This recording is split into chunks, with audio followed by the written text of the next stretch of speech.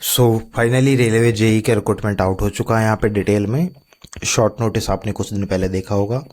सो यहाँ पे आपका वही आपके टोटल 7,934 वैकेंसी है। ये सिविल इलेक्ट्रिकल मैकेनिक सारी ब्रांचें मिला के है। ठीक है, सेपरेटली भी यहाँ पे आपको क्लासिफिकेशन मिलेगा, उसमें हम बता देंगे आपको कितनी क्या है। फॉर्म आपके 30 जुलाई से लेकर 29 अगस्त तक चलेंगे, तो लास्ट डेट का इंतज़ार ना करिएगा, जल्दी से भर दीजिएगा। ठीक है, आपका 35,400 का इनिशियल पे है। इसमें और भी चीज़ें ऐड होके आपका समथिंग जो पेमेंट बनता है रेलवे जेई में, वो आप मान के चलिए 60,000 के आसपास आपका पेमेंट बनेगा।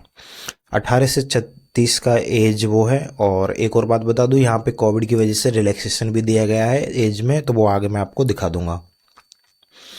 ठीक है, और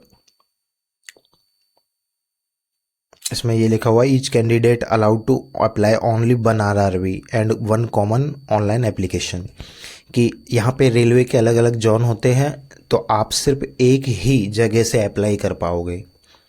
तो आप सोच समझ के कीजिएगा, जैसे आपको नीड हो वैसे इस पर एक डिटेल वीडियो आपको मिलेगा, जिसमें हम बताएंगे कि आपको कौन सा आपके लिए जोन आपके लिए बेहतर रहेगा। मेडिकल स्टैंडर्ड का भी यहाँ पे थोड़ा सा आपको ध्यान रखना है कि जो आई साइट वगैरह इशू, तो उसके हिसाब से भी आगे यहाँ पे दिया हुआ है। एक चीज़ यहाँ पे लिखा गया है कि आपका जो 15 गुना यहाँ वैकेंसी का लेंगे ये लोग CBT 1 के बाद में CBT 2 के लिए। नेगेटिव मार्किंग आपकी 1/3 रहेगी। सिलेबस में कोई तरह का चेंजेज नहीं किया गया, वो वही है जो पिछली बार था लास्ट की तरह। ओके, और जो भी काम काम के पॉइंट है वो आपको बताते जा रहे हैं हम यहाँ पे। ये मेडिकल स्टैंडर्ड है, इसको आप अच्छे से पढ़ लीजिएगा, आपके डॉक्टर से कंसर्न कर सकते हो आप किसी से। A3 B1 B2 C1। अब इसमें सब कुछ लिखा हुआ है कि आपका जो चश्मे का नंबर वो कितना होना चाहिए, लेफ्ट राइट दोनों, हर एक चीज़ यहाँ पे प्रॉपरली मेंशन्ड है। तो अगर आप इस क्राइटेरिया में आते हो तब आप फिट हो। अब यहाँ पे पोस्ट के सामने और डिपार्टमेंट का अलग अलग मेडिकल क्राइटेरिया होता है। यहाँ पे लिखा हुआ है ना A3 B1 B2 C1। तो आप जिस पोस्ट के लिए देख रहे हो उसका अलग मेडिकल क्राइटेरिया है, उस हिसाब से आपको यहाँ पे चेक करना है। ठीक है, और आप इंडियन रेलवे की वेबसाइट से रेलवे का मेडिकल भी पूरा डिटेल का डाउनलोड कर सकते हो, कोई दिक्कत नहीं है। वहाँ से आपको और इन्फॉर्मेशन मिल जाएगी।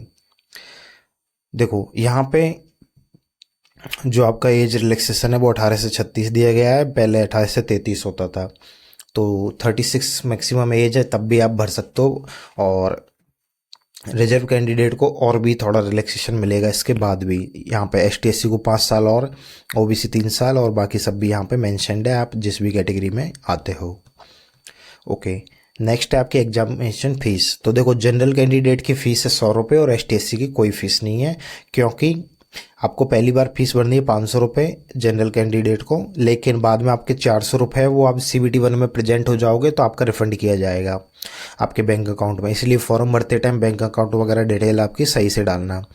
और ST SC ex serviceman female वगैरह यहाँ पे जो भी है EWS EBC, EWS नहीं EBC, तो इनको यहाँ पे जो 250 रुपये फीस पे करनी है, लेकिन ये भी रिफंड हो जाएगा CBT 1 में प्रेजेंट होने के बाद में। यहाँ पे लिखा हुआ है साफ साफ चीज़ें। ओके, और आपकी जो नेक्स्ट इम्पोर्टेंट बात है वो है इसका प्रोसेस। तो देखो मैंने आपको बताया था 2 पैटर्न में आपका एग्जाम है, पहला CBT 1, दूसरा CBT 2। पहले आप CBT 1 लगेगा, उसमें पास हो जाओगे, 15 गुना लिए जाएंगे, तब आप CBT 2 में बैठोगे। CBT 2 के नंबर से ही आपकी फाइनल मेरिट बनेगी, CBT 1 नंबर नहीं जुड़ेंगे। लेकिन CBT 1 के हिसाब से आपको डिपार्टमेंट में क्वालिफाई किया जाएगा, उसके हिसाब से आप कितने डिपार्टमेंट में एलिजिबल हो पाते हो वो आपके ऊपर है, तभी आप CBT 2 में वो रहोगे। इसलिए CBT 1 में भी अच्छे नंबर लाना जरूरी है। देन आपका DB होगा और मेडिकल होगा। ठीक है, CBT 1 में आपके 90 मिनट आपको दिए जाएंगे, क्वेश्चन होंगे 100। ठीक है, और यहाँ पे मैथमेटिक्स का ये सिलेबस है जो आप सामने देख पा रहे होंगे, रीजनिंग का भी देख पा रहे होंगे, जनरल अवेयरनेस और साइंस। यहाँ पे अगर क्वेश्चंस की बात की जाए तो मैथ के 30 क्वेश्चन आएंगे, जी, और रीजनिंग के 25, GK के 15, और साइंस आएगी 30 नंबर की। टोटल 100 क्वेश्चन हो गए, 90 मिनट का आपको टाइम दिया जाएगा। और इसमें मिनिमम पासिंग मार्क की बात की जाए तो 40% जनरल को लाना जरूरी है, EWS 40, OBC 30, SC 30, ST 25।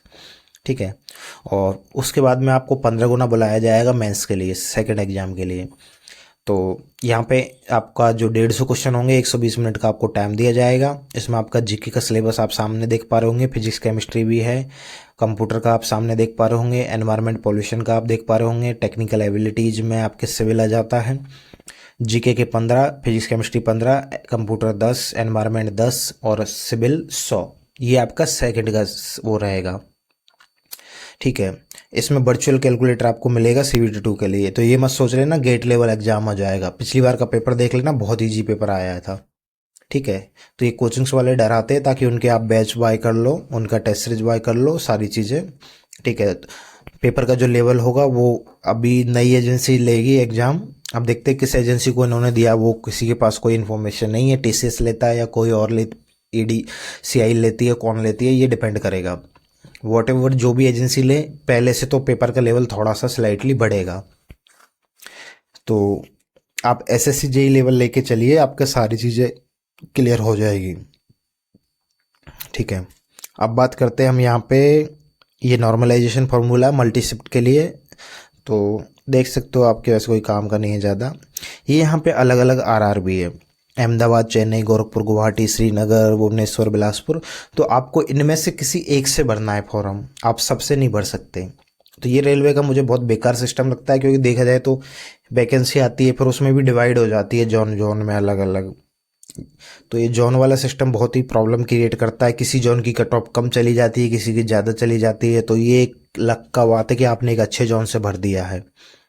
Free travel facility SC ST के लिए यहाँ पे जो है उनको अपना कास्ट सर्टिफिकेट वगैरह वो अपलोड करना है, उसके बेसिस पे उनको एक ट्रैवल पास मिलेगा। तो आप जब आपका एग्ज़ाम हो उससे पहले आप नज़दीकी आपके रेलवे स्टेशन जो आप डालोगे वहाँ जाके आपका टिकट आप बुक करवा सकते हो फ्री में, ठीक है। आपके जो भी सर्टिफिकेट है उनकी वैलिडिटी, आपके फॉर्म की वैलिडिटी, सॉरी, फॉर्म की डेट से पहले की होनी चाहिए, उनकी जो डेट है वो। तो ये थोड़ा सा ध्यान रखना, जो भी लोग खासकर EWS वाले और ये अपने OBC वाले, इन लोगों को सर्टिफिकेट बार बार बनवाने पड़ते हैं, तो वो थोड़ा सा ध्यान दे लीजिएगा, इसमें अच्छे से पढ़ लीजिएगा उस चीज़ को कि क्या क्राइटेरिया है वहाँ पे। यहाँ पे सारे फॉर्मेट दिए गए हैं कि जो सर्टिफिकेट के फॉर्मेट क्या क्या चाहिए। ये आपका सिविल का सिलेबस है, आप देखो पहले मैकेनिक्स है, फिर बिल्डिंग कंस्ट्रक्शन है, बिल्डिंग मटेरियल है, कंस्ट्रक्शन ऑफ सब structure, construction of super structure, building finishes, building maintenance. अब इन सबको अगर मैं बात करूँ तो ये एक ही सब्जेक्ट है, BCME, building construction and maintenance engineering. तो देखो एक तो आपका BMC आएगा, सिंपल बिल्डिंग मटेरियल, और जिसको आप BCME बोलते हैं, कई जगह इसको सिटी भी बोला जाता है कई जगह। तो आप ये वाला जो है आपका, इन्होंने बस अलग अलग पार्ट में डिवाइड करके लिखा हुआ, बाकी है एक ही। फिर आपका आता है बिल्डिंग ड्राइंग, फिर CT आएगा, कॉन्क्रीट टेक्नोलॉजी, सर्वेइंग है आपका, ऑटोकैड है आपके, सॉइल है, हाइड्रोलिक्स में FM आ जाएगा आपका पूरा, ओपन चैनल, हाइड्रोलिक मशीन और FM सब कुछ है। इरिगेशन, हाइड्रोलॉजी, अब हाइड्रोलॉजी इन्होंने एक वर्ड लिखा है लेकिन पढ़ना आपको पूरा ही है।